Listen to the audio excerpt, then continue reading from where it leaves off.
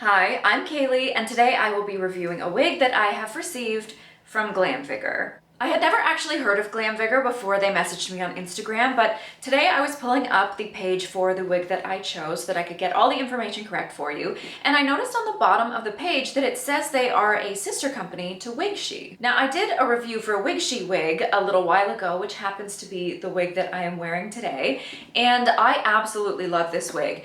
It is long, the color is beautiful, the density is perfect, the cap is super comfortable, so that makes me think that I'm probably gonna like this. Both companies aim to offer wigs that are both high quality and affordable. The main difference between the two is that Wigshe seems to focus on human hair, while Glamvigor's site focuses on synthetic hair. So I am looking forward to opening this up and seeing what Glamvigor is like, because if they are at all like Wigshe, yeah, I'm gonna like this. So for starters, the box is really cute. I always appreciate cute packaging. I do like the little marble design. I love the metallic details.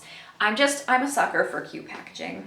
And then inside the box, we have the wig in a bag, and it also comes with a wig grip. And then inside this little satin bag is our wig. Ooh.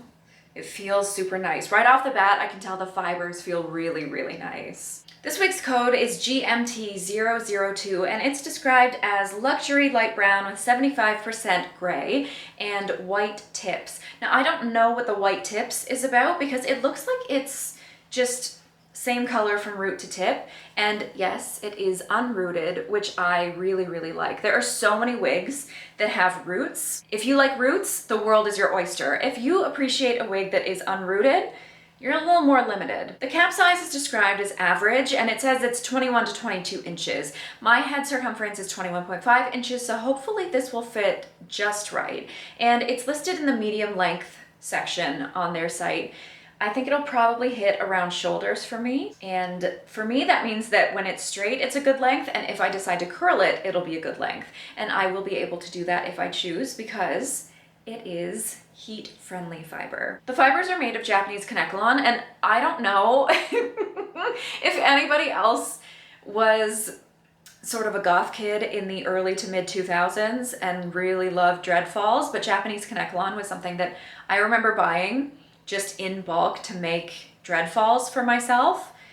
This feels a lot better than that Japanese Kanekalon. This feels extremely smooth, extremely soft. It just feels fantastic. And with that, I think it's time to look inside. This wig has a monofilament top, and there is lots of parting space, so you can move your part around as much as you like. There is a wefted back, and it is open wefted, which I find very, very breathable, very comfortable. Each ear tab is made with a very nice soft felt fabric. There are no clips or combs, which I personally really like because I don't need them. And then there are adjustment straps at the nape to make sure that you can make your cap fit the way you like. And I also want to take a second to specifically point out the lace front because, of course, every nice synthetic wig, every nice human hair wig has a lace front. It makes it look so much more natural at the hairline, but a lot of companies will just do a straight across cut, and sometimes that hard line can be somewhat visible. So I like to take my pinking shears to it, but I won't have to with this one because the lace front on this wig has a scalloped pattern. So I'm curious to see how that looks against my skin. At first glance, it seems like all the key features are there. The hair feels amazing. It's a really pretty color. So let's put it on, see how it looks. Okay, so we have a slight problem, and that is that the hair really does fall forward, which it seems like is fine for some people, but I know that I don't know, it's either the shape of my head or the length of my forehead, but wigs that come like this tend to just fall right in my face, which not a big deal because it's heat friendly. So I'm going to do what I do with all my wigs and just push it up out of my face. But before we do that, we'll do a little look at the style untouched. So as suspected, it does hit around shoulder length. It's a little past shoulder length. It looks like just the right length to wear for me personally, either straight or curled. And I probably will wind up curling this wig. I curl most of my wigs, but I do like how it looks straight as well, especially because the fibers feel so soft and so silky that like it's kind of hard to want to curl it when it feels so good to just run my fingers through it. I also do really like the color on. I knew that most of the colors on their site probably wouldn't suit me because of that warm tone, but when I was talking to the person that DM'd me about doing this review, they told me that they would take into consideration that more cool tones could be added. The cap is fitting quite well. There's a little bit of looseness at the back. That's a problem that I have with like 98% of my wigs. Almost every wig I own, it's a little bit, there's a little bit of space at the back of my head. I would guess there's about a centimeter between the back of my head and the wefting of the wig. So it's not a big gap, but it is there. But the circumference fits really well. I feel like it is exactly the size it says, that between 21, 22 inches. It feels nice and snug. It's on not the very largest of the adjustment loops. It's in a couple, so right now it feels nice and snug, feels great. Now let's take a look at that hairline. The hairline is pretty good. I think it could stand to be plucked just a little bit more, but it's not super dense. It's not a really harsh line across my forehead, so I'm pretty happy with it. It doesn't go all the way ear to ear. There is the visible end of that monofilament top on each side, but it won't be visible once the hair is just hanging naturally. And I feel like that scalloped edge is pretty good too. I feel like it does hide that line pretty well. It makes it less visible than just the straight across cut, but I feel like there's a little bit too much lace there for my liking. I like the lace much closer to the hairline than that, so I'm probably still gonna trim it. The part on top also looks really good to me. It's not the most natural I've ever seen, but as far as synthetic wigs go, this is really good.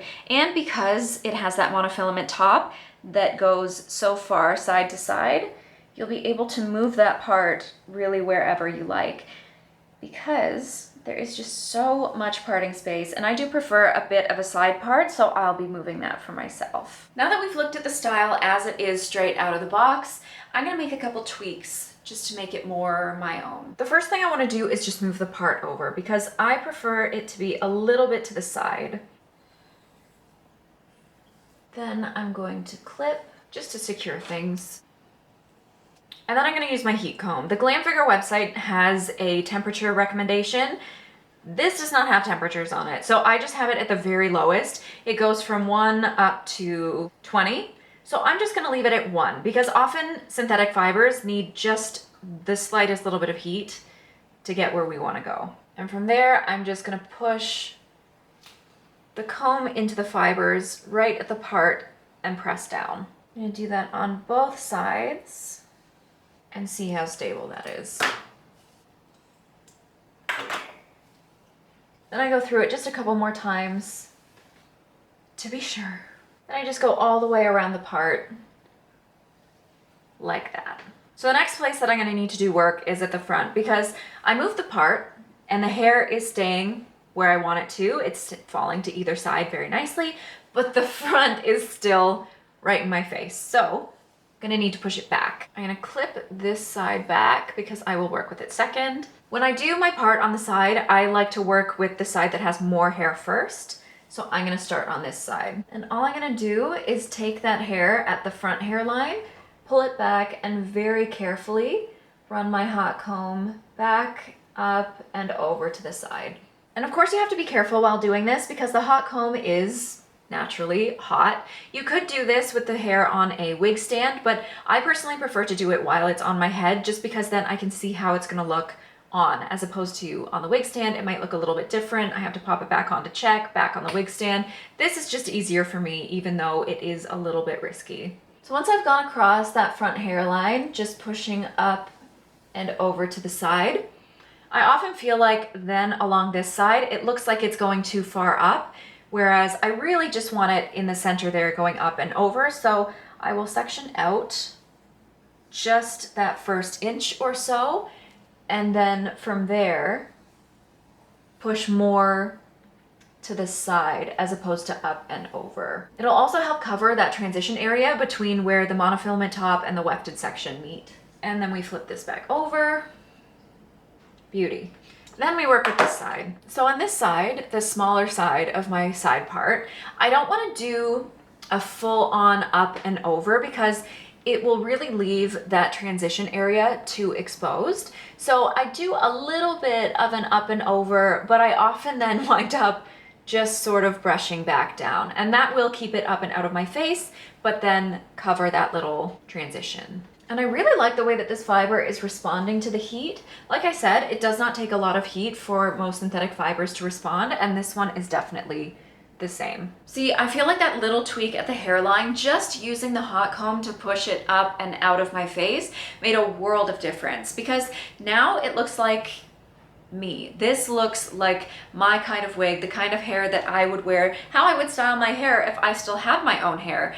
And that's why I always tell people not to panic when you pull a wig out of the box and you feel like it's not quite right, it doesn't quite suit you, because if it has heat resistant or heat friendly fibers, there are all kinds of things you can do to make that wig suit you a little bit better. And in this case, in most cases with synthetic wigs for me, it's just tweaking that hairline. I'm probably still gonna curl it, if we're being honest, because I love curling my synthetic wigs. But until I get around to doing that, I'll still be wearing it like this, because I knew I was full of crap when I said that. It's been like 6 hours and I already curled it.